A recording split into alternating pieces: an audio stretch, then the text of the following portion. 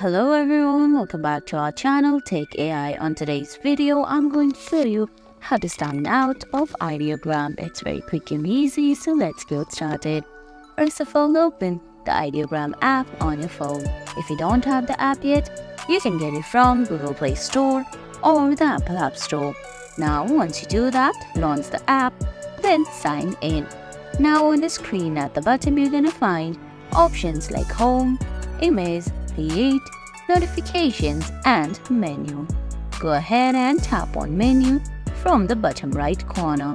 Then a menu will appear from the bottom of your screen where you're going to see options like View Profile, Help and Documentation, Manage Muted Users, Delete Account and Logout.